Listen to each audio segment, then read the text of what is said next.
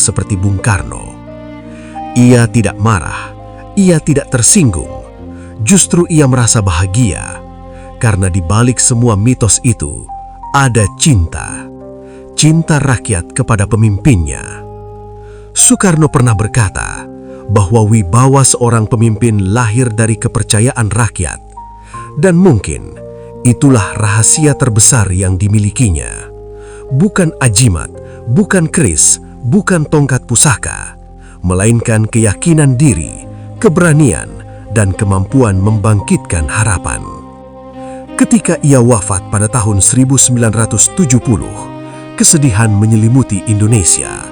Rakyat berbondong-bondong mengiringi kepergiannya.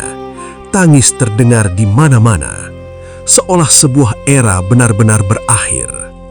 Namun benarkah ia pergi? Ataukah ia tetap hidup dalam gagasan tentang persatuan, dalam pidato-pidato yang membakar semangat, dalam kata merdeka yang terus menggema?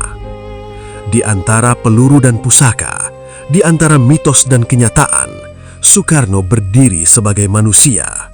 Seorang manusia yang berani, yang penuh keyakinan, yang dicintai, dan juga diperdebatkan.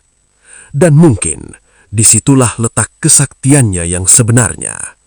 Bukan pada benda yang ia bawa, melainkan pada keyakinan yang ia tanamkan di hati jutaan rakyat